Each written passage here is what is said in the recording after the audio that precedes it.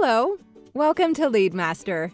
In this tutorial, you will learn how to manage the Info Center. The Info Center is the first thing you see when you log into LeadMaster. Let's start by editing the existing Info Center. Here is the editor. You can see a list of all of your Info Centers, and you can have multiple Info Centers in LeadMaster. Each user can have their own unique Info Center, or you can have groups. For example, all field salespeople will have their own Info Center, while the inside salespeople will have a different Info Center. This is the title that you see when you take a look at the Info Center list. If you would like this to be the default for everyone, simply click this checkbox, and everyone that does not have an Info Center assigned will see this one. This heading will show up just above the center on the home page if you want one. This is optional.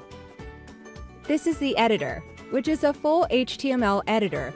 You can include videos, images, links, and you can have tables to organize it. It can get as fancy or as plain as you want. Now let's go to the Info Center list to take a look at the Info Center associated with this workgroup. We have news feeds. These are widgets found online. To create this page, simply do a copy and paste on the widget's HTML.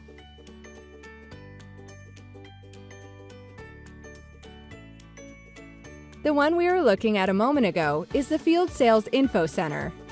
We can also see the Inside Sales Info Center and the YouTube training video.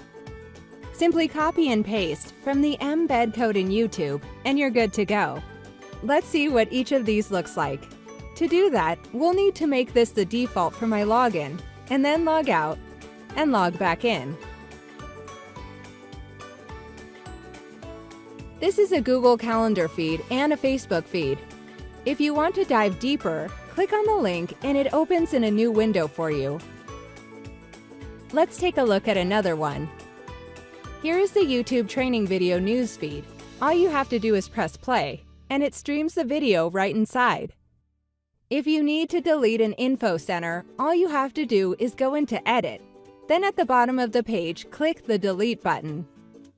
Assigning Info Centers to users is done through Logon Management, and that will be covered in another video.